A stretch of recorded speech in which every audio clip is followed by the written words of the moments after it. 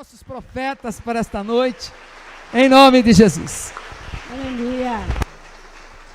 Glória a Deus. Boa noite, paz seja convosco. Podem assentar. Amém? Vocês vão cansar. Deixa o pastor depois pôr vocês em pé novamente. É uma alegria estar aqui com vocês mais uma vez, né? Mais um ano estarmos juntos nos 12 dias. E graças a Deus, porque até aqui o Senhor tem nos ajudado. Amém? Passamos um ano difícil, de lutas, de doenças, de medo, mas vencemos, graças a Deus. E se estamos aqui é porque o Senhor teve misericórdia de nós e nos sustentou. Amém? Deus abençoe. Que 2021 seja um ano de céus abertos. Que possamos ver o Senhor derramar da graça, da bênção dEle sobre cada um de nós, em nome de Jesus. Deus abençoe.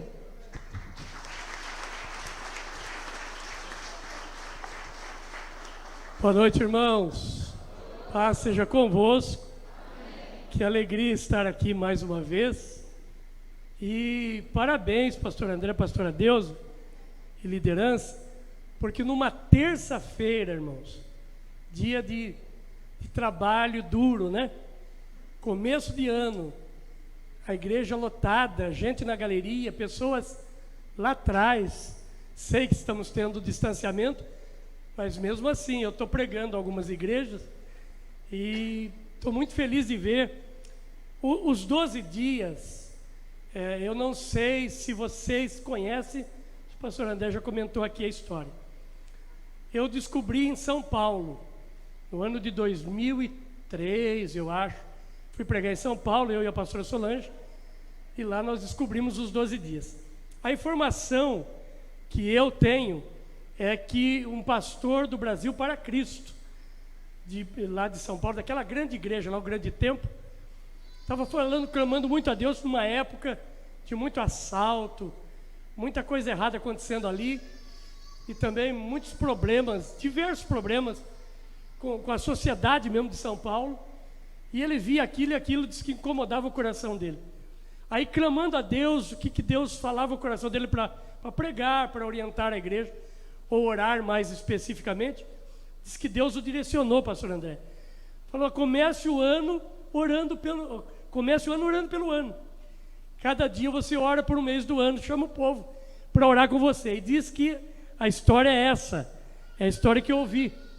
E eu acredito muito nisso, porque onde fazem os 12 dias dá muito certo. Nós temos igrejas lá em Itapetininga, igrejas pequenas, com um número pequeno de pessoas. E os pastores tiveram a ousadia de fazer. E ontem eu preguei numa das igrejas nossas lá, que não é muito grande, e a igreja também estava cheia, plena segunda-feira. Então, a gente percebe que realmente esses 12 dias é uma direção de Deus mesmo, é algo inspirado. Então, eu estou muito feliz. Em Itapetininga, por exemplo, ninguém sabia o que era 12 dias há 18 anos atrás. Hoje, quase todas as igrejas lá fazem. E Montemor a mesma coisa, né? Vocês trouxeram, vocês criaram os 12 dias aqui, e hoje a gente sabe que muita gente faz. Irmãos, eu quero compartilhar hoje uma palavra com a igreja a respeito de algumas coisas pequenas, de alguns princípios. E eu estou dizendo isso esses dias, pregando em alguns lugares sobre isso, porque, por exemplo, você convida uma pessoa para vir na igreja, e às vezes um parente, um amigo, ele usa uma seguinte expressão, pastor. Ele diz assim, eu não vou na igreja, eu não sou religioso. Aí ele tenta se justificar com a seguinte frase, mas eu também não faço mal para ninguém. Eu não roubo, eu não bebo, eu não fumo, eu não jogo, eu não prostituo, eu quero o bem de todo mundo. Então as pessoas se desculpam por aqueles pecadões, entre aspas, né? Pecados maiores que a gente pensa. E esses dias eu compartilhei na igreja uma mensagem, não é essa mensagem que eu vou trazer aqui, mas como ela está fervendo no meu coração, eu estou falando em todo lugar, sobre coisas pequenas que durante o ano nós tropeçamos. Irmãos, escute isso. Ninguém tropeça nessa caixa de som. Você tropeça numa coisa menor. Você não tropeça em montanha, você tropeça em pedrinhas. Nós temos na Bíblia algumas coisas pequenas. Por exemplo, em casa, você estude lá com calma. Pega como tarefa de casa. Lá no livro de Cantares, que é o terceiro livro, mas é o primeiro livro escrito, de acordo com a ordem que nós aprendemos na teologia, escrito por Salomão, quando esse era apaixonado, e ele escreve para o esposo. Tem um momento que o esposo fala e um momento que a esposa fala. E um dos momentos que a esposa fala, ela diz assim: apanhai-me as raposas e as rapozinhas. Nós temos problemas com rapozinhas. E ela usa a seguinte expressão: que destrói a minha videira, que destrói o lugar de onde tiramos o nosso fruto. Isso é história de casal. Eu sei que muita gente, já vi pregadores comentar que o meu amado lá é Jesus, a minha amada lá é a igreja, mas não é. Lá não é igreja e nem Jesus. Lá é homem e mulher. O livro de Cantares é um livro romântico.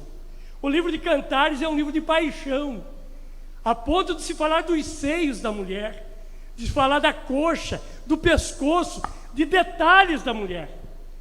Mas como isso não bastasse, essa raposinha, tem um texto lá em Eclesiastes que diz assim: a mosca caiu no perfume e morreu, e o perfume se estragou. Uma mosca no perfume estragou um valor enorme, uma coisa pequena.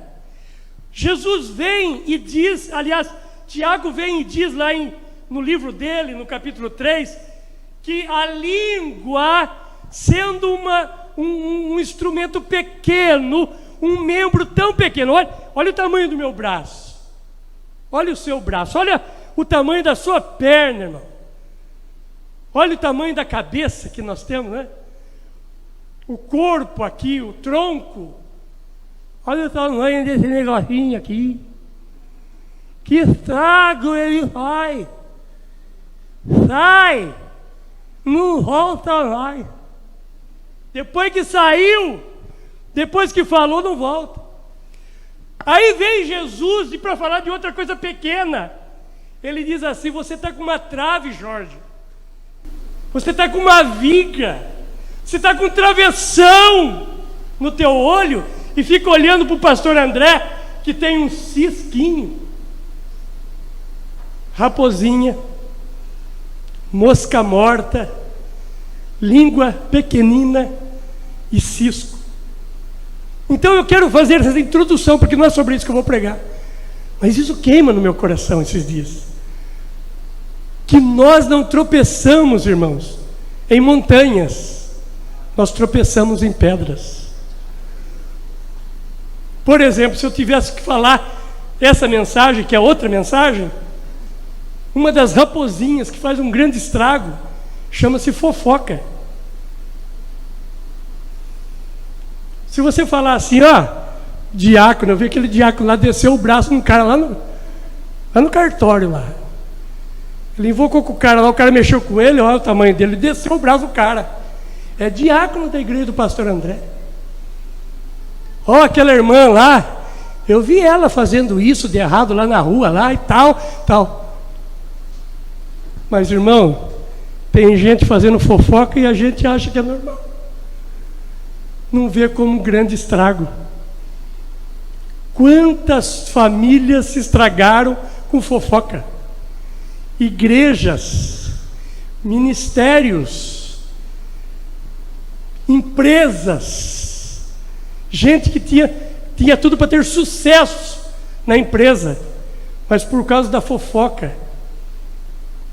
Ok, eu quero falar sobre princípios de sabedoria do judeu, mas eu quero deixar essa saladinha de entrada. Irmãos, eu não sei como que você já parou para pensar na vida do judeu. Primeiro, você já reparou que Israel é uma nação pequena, tão pequena, e aí você olha para a Bíblia e pode ver isso, e olha depois geograficamente, também você percebe isso, e Israel tem um nome, tem uma fama. Já reparou isso? Estados Unidos, a maior potência do mundo, defende Israel. Nós oramos por Israel, o mundo ora por Israel, a menos alguns países árabes, né? Mas a maioria ora. Por que Israel tem esse valor? Por que Israel é tão valorizado assim? Outra coisa, você reparou que de todo o prêmio Nobel, metade foi para judeu? Pode estudar lá, pesquisa lá para você ver. Outra coisa, a economia do mundo.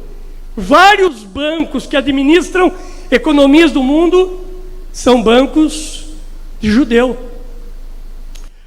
Grande parte da medicina administrada é administrada por judeu. Inclusive, para nós aqui, o mais famoso que nós conhecemos, que é o Albert Einstein, né? A tecnologia.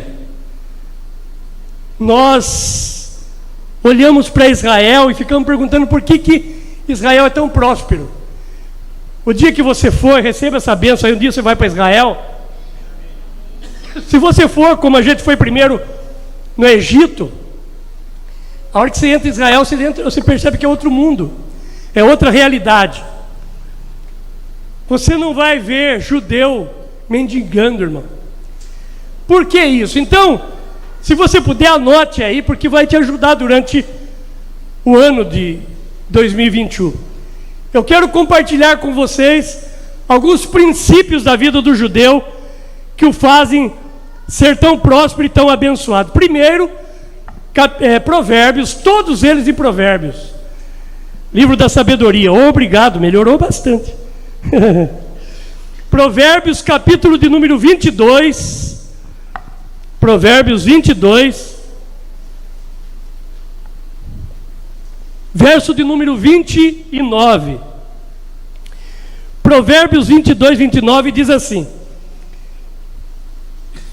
vês um homem perito na sua obra, perante reis será posto, e não entre a plebe. Uma outra versão diz assim: tens visto um homem habilidoso naquilo que faz? Irmãos, primeiro princípio que eu quero tratar aqui é sobre habilidade, fazer com excelência.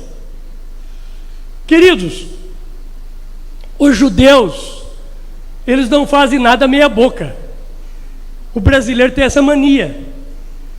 Irmãos, nós temos a péssima mania de colocar uma borrachinha na torneira, dizendo que vai comprar outra torneira, e o resto do ano a borrachinha fica lá.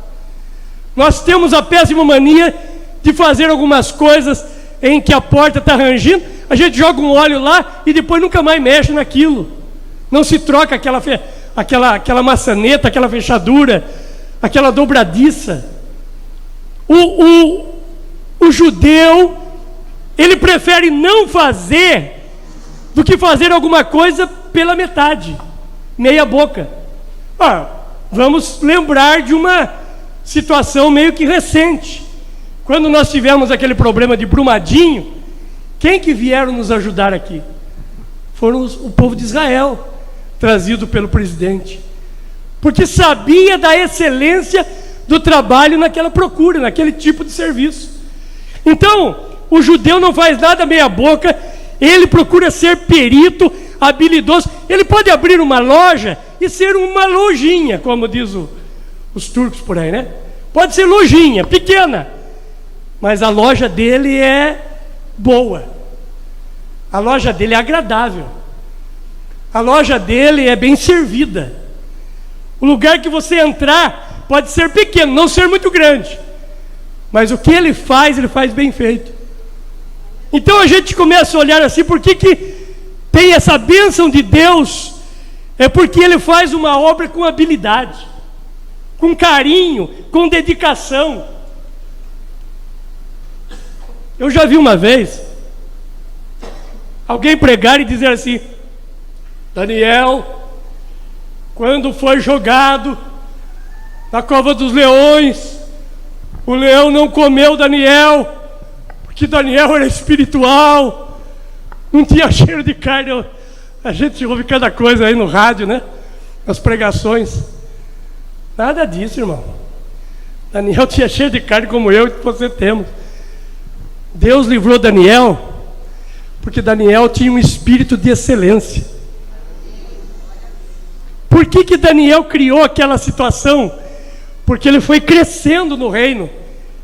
Tudo que se pedia para Daniel fazer, ele não fazia meia boca, ele fazia com habilidade. Deus abençoou Daniel a ponto de dizer que havia nele um espírito de excelência. Ou seja, o que ele fazia bem feito. Então, o primeiro princípio que eu queria deixar hoje aqui: por que o judeu vai bem? Primeiro, porque ele é habilidoso no que ele faz. Se nós queremos céu aberto, em todas as áreas precisamos fazer com o coração. Às vezes a gente quer fazer um monte de coisa. Hoje eu estava ouvindo um pastor, eu dei vários atendimentos ainda de manhã antes de vir para cá, e um pastor dizia: me convidaram para tal setor, mas eu não vou, porque eu não posso dividir meu coração. Ele falou assim: não faço nenhuma coisa nem outra bem feita. E é verdade.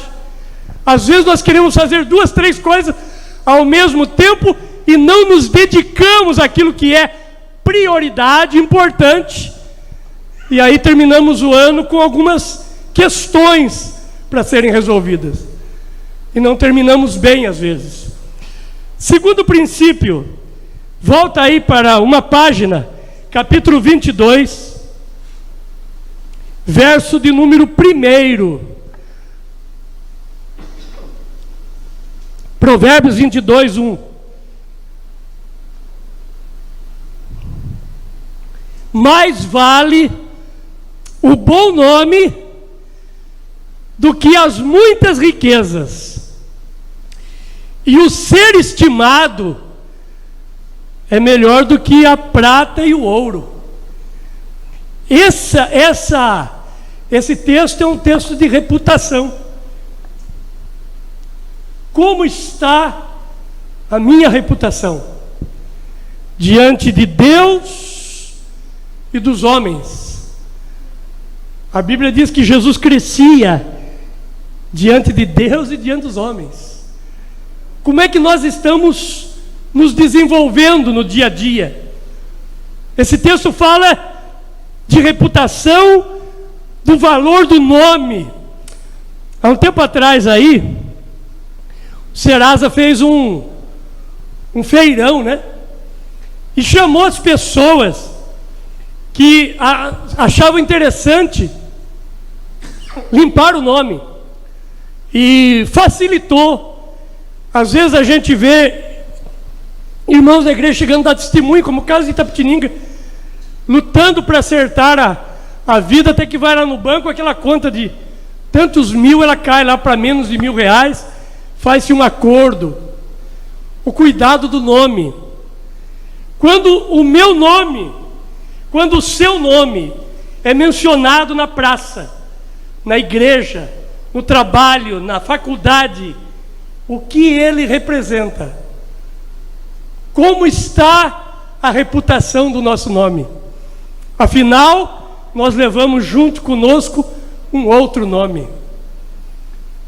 Irmãos, o judeu, ele não só se preocupava com o nome dele, mas a história mostra que o judeu se preocupa com o nome de toda a família.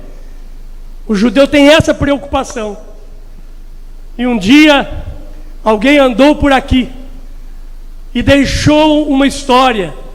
E quando ele subiu, ele disse para nós, para a igreja: quando precisarem, usem o meu nome.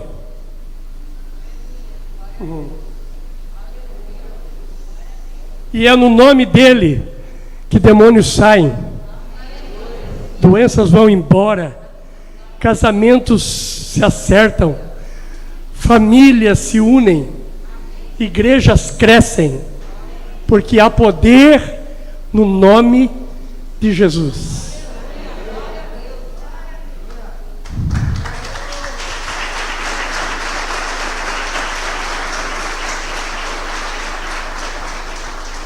Agora é interessante porque ele diz assim: mais vale um bom nome do que as muitas riquezas,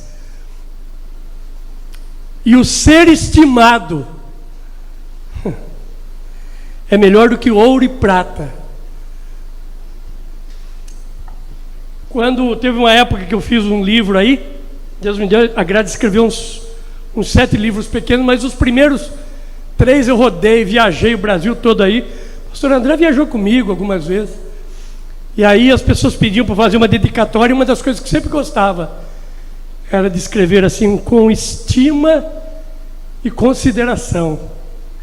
Eu gosto quando alguém me dá um livro e faz uma dedicatória e usa essa expressão, com estima e consideração.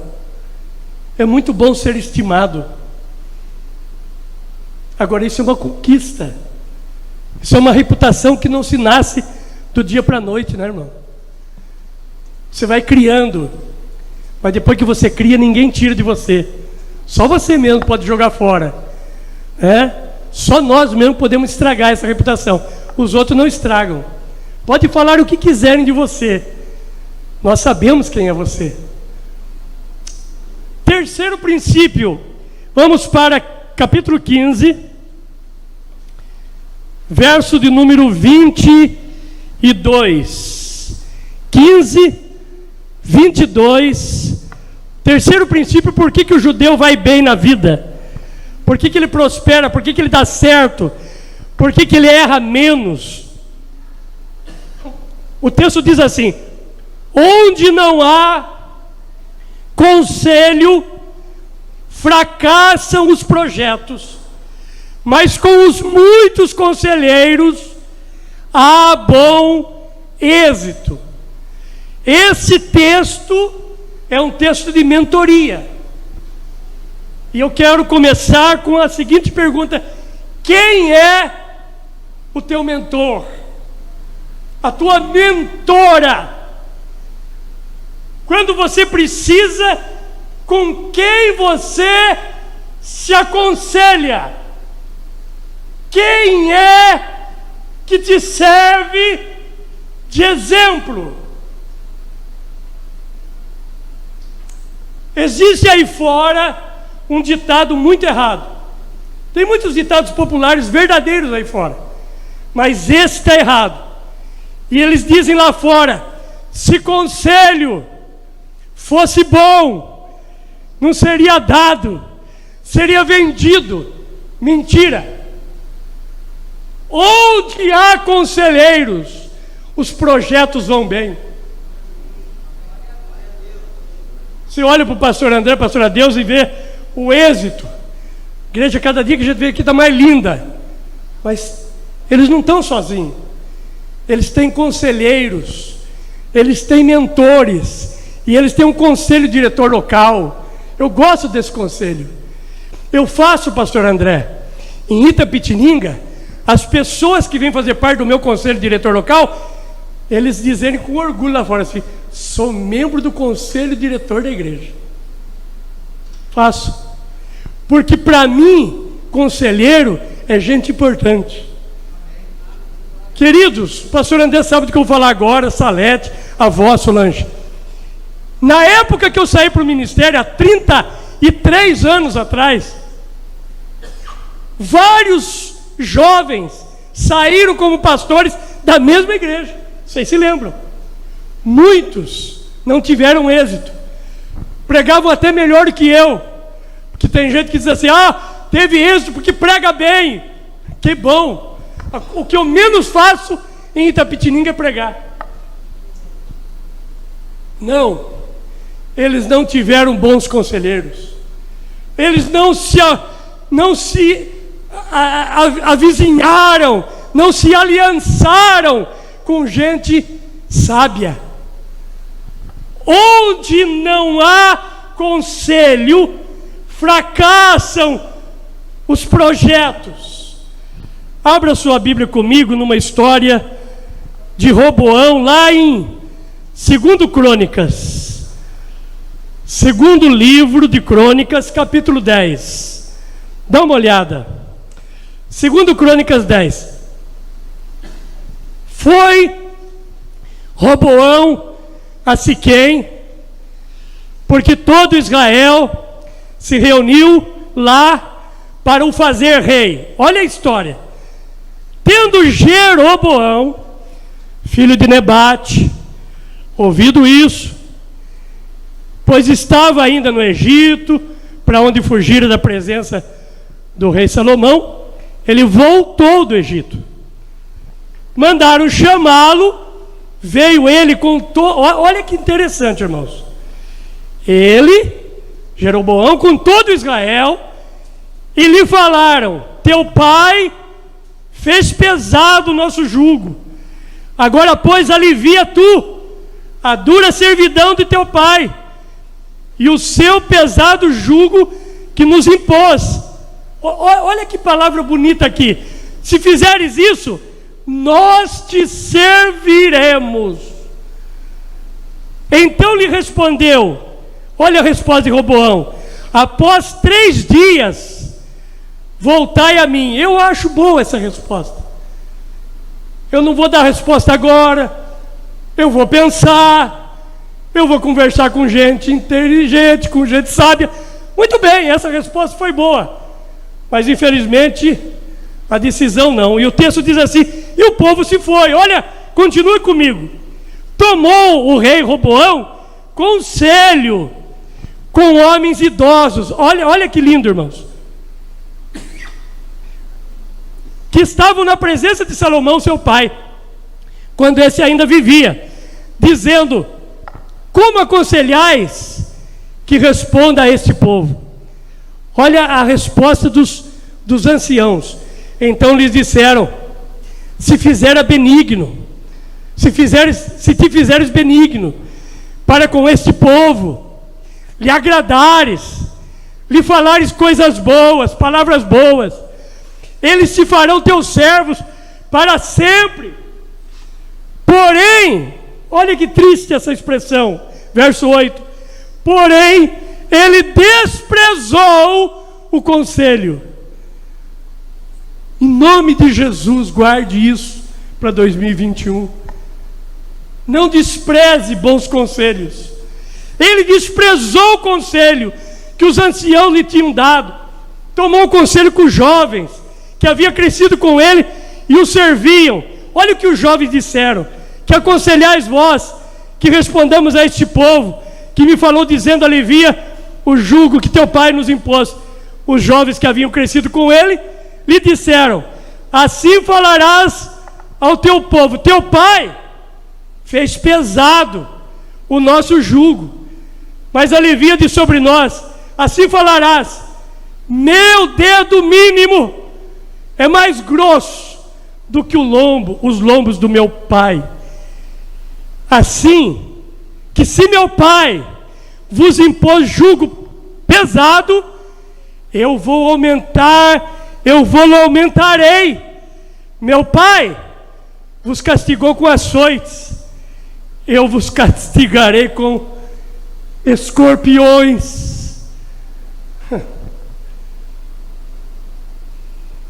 Bom, é só você continuar a leitura e você vai ver a divisão das tribos, o estrago feito, porque se aconselhou com gente errada.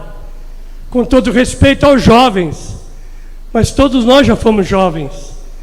As nossas decisões de jovens são decisões abruptas, são decisões de sanguíneos, são decisões de gente impensada. E assim que aconteceu com esse homem, com esse rei, e foi assim que terminou. Por isso vem Tiago, como Tiago ensina, né, irmão? Leia a carta de Tiago. E vem Tiago e diz assim: todo homem esteja pronto para ouvir, pronto para ouvir. Demore para falar, tardio para falar, tardio para irar, pronto para ouvir. Então esse terceiro conselho do judeu é: eu preciso de um mentor. Eu não posso sair tomando decisões pelas cabeças, porque eu acho que é bom e que é certo. E foi isso que aconteceu com esse rei, que fique como exemplo para nós. Quarto princípio, vamos para Provérbios 13. Provérbios capítulo 13, verso de número 18.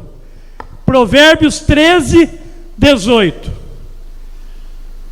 Pobreza e afronta sobrevém ao que rejeita a instrução, mas o que guarda a repreensão será honrado. Irmãos, preste atenção no que eu vou dizer agora. Quem que gosta de ser repreendido? Ninguém.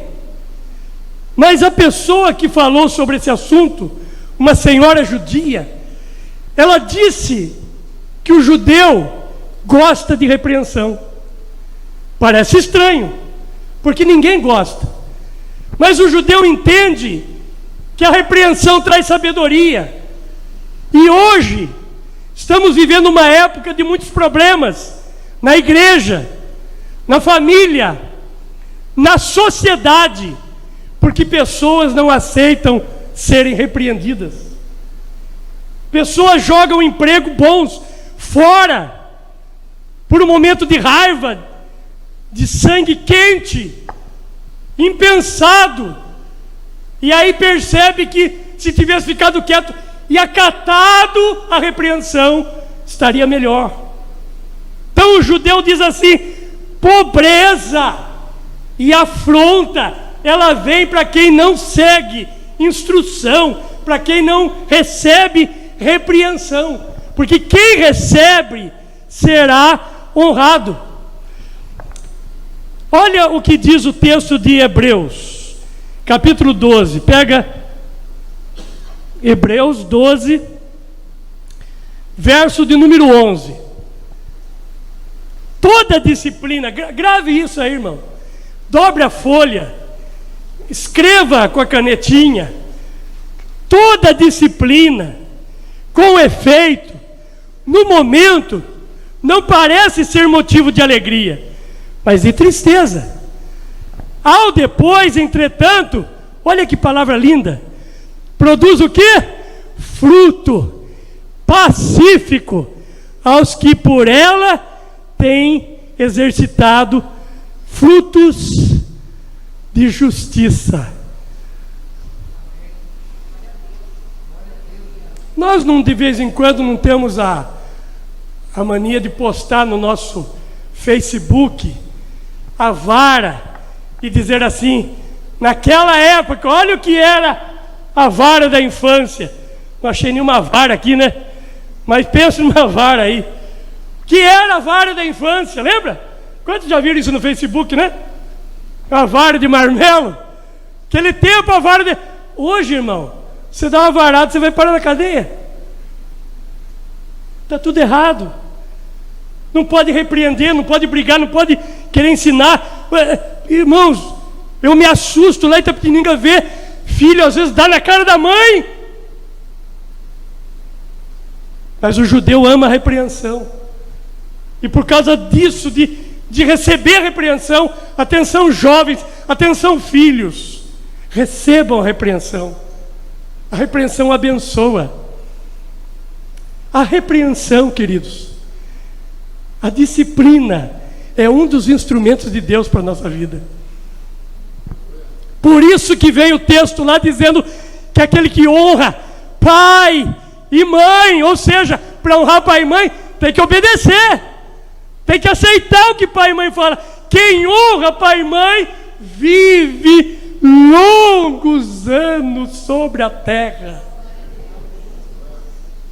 Toda vez, pastor André, que eu sou chamado para fazer um velório de jovem. Eu sei que toda regra tem exceção, lógico, que eu já fiz o velório de um jovem santo, um menino lá de Palmital, que eu nunca esqueci até hoje, 15 anos, menino de Deus, mas é muito raro.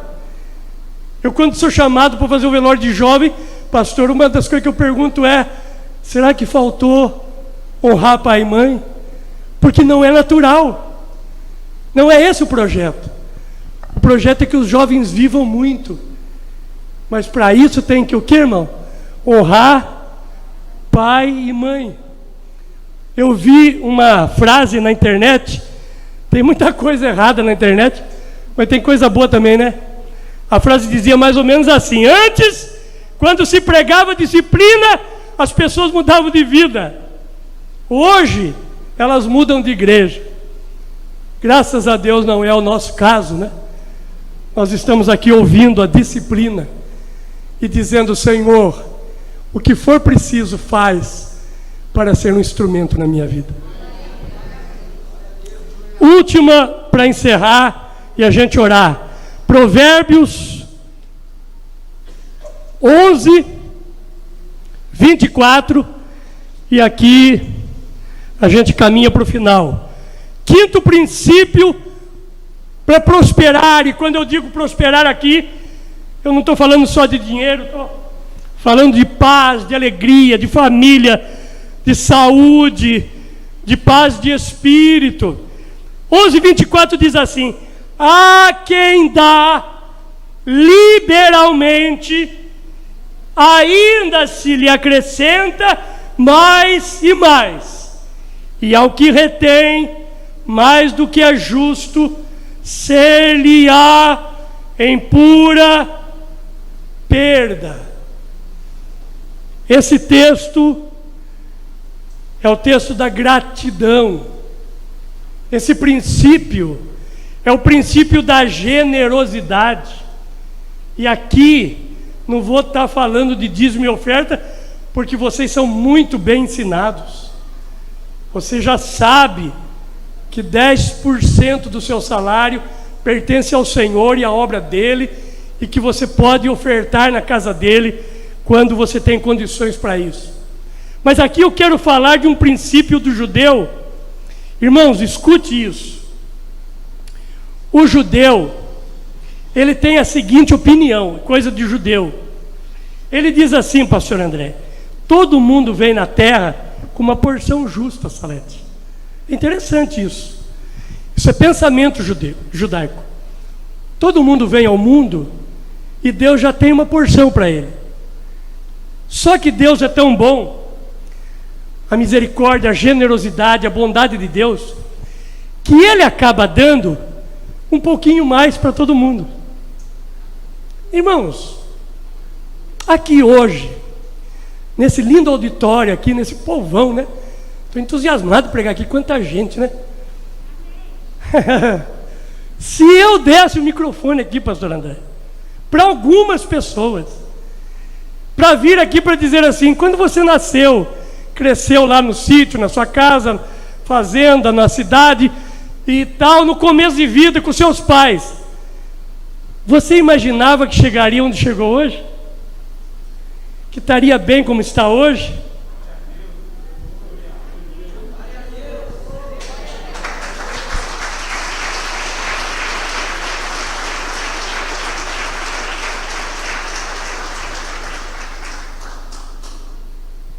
Eu tenho um amigo, pastor de Ângeles, ele é superintendente, Tapeva, e conselheiro também. Ele diz assim, toda vez que agora nem pergunto mais porque já sei a resposta, mas quando eu estava conhecendo ele, eu perguntava: pastor de Ângeles, como é que o senhor está? Ele dizia para mim assim: estou melhor do que mereço.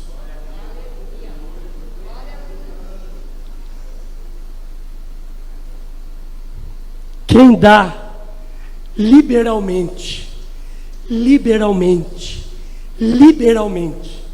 ainda se lhe acrescenta mais e mais. Irmão, escute isso. Você já ouviu aí fora alguém dizer assim: que coisa é isso, né? Dinheiro chama dinheiro.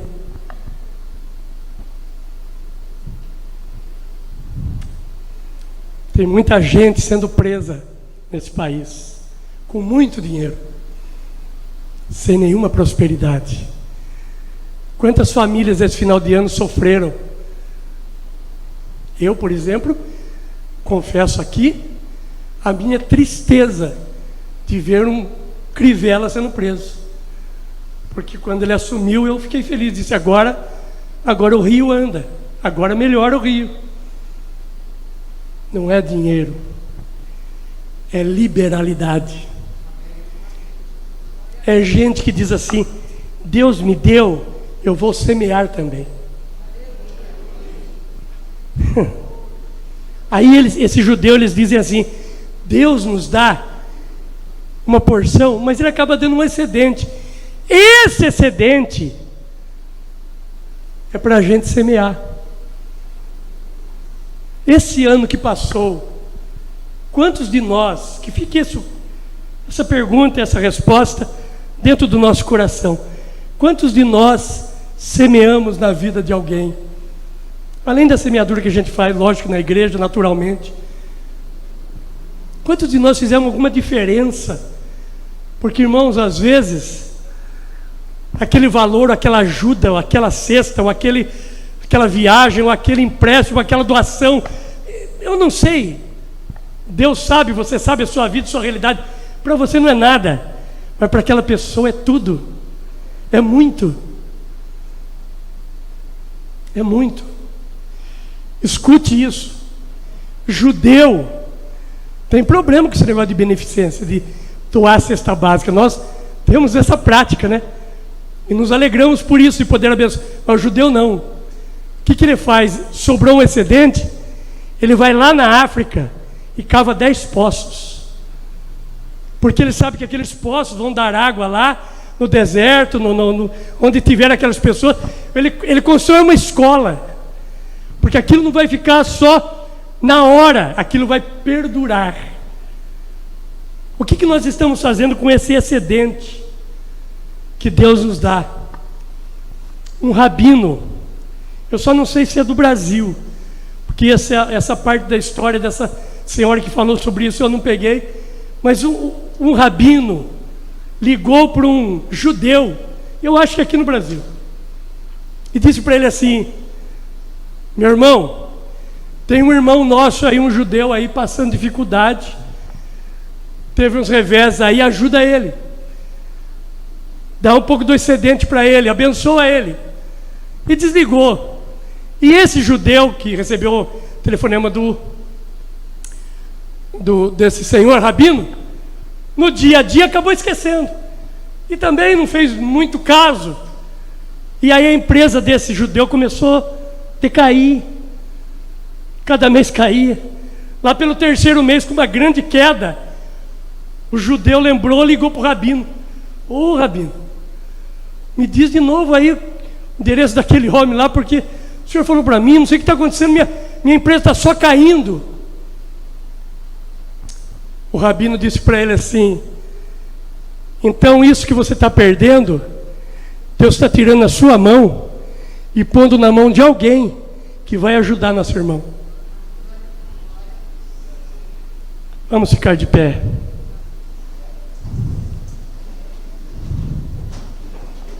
Curve a sua fronte, feche os seus olhos e pense na palavra que você ouviu hoje. O que eu posso fazer para melhorar 2021? Eu quero que seja o ano do céu aberto. Por isso eu preciso praticar algumas coisas tão importantes que a Bíblia me ensina. Pai Celestial, te louvamos, te agradecemos. E em teu nome, ó Deus, nós oramos com a igreja reunida nesse 3º dia dos 12 dias de clamor, dessa campanha tão linda que nós nos propomos a fazer, passar 12 dias na igreja, adorando ao Senhor, buscando ao Senhor, louvando ao Senhor, agradecendo ao Senhor e também pedindo sabedoria, orientação, como nós acabamos de ouvir agora aqui para que a gente possa acertar melhor, fazer mais em 2021. Obrigado, Deus, por essa igreja tão linda, em plena terça-feira, todo esse povo aqui, pela vida dos pastores dessa igreja, da liderança dessa igreja, dos mentores dessa igreja, porque toda a igreja tem seus mentores, e que nós possamos usufruir de tudo que o Senhor preparou para nós em 2021, e acima de tudo, praticar a palavra que nós ouvimos, para a tua glória e que ouviremos nesses próximos dias, em o nome de Jesus, amém. Deus abençoe. Olá, gostou dessa pregação? Então não se esqueça de curtir. Também eu peço, se inscreva em nosso canal aqui à sua direita. Nós somos a Igreja Quadrangular do Jardim Paulista, uma família vivendo em amor, alcançando o aflito, fazendo discípulos e transformando o mundo. Um abraço, que Jesus te abençoe.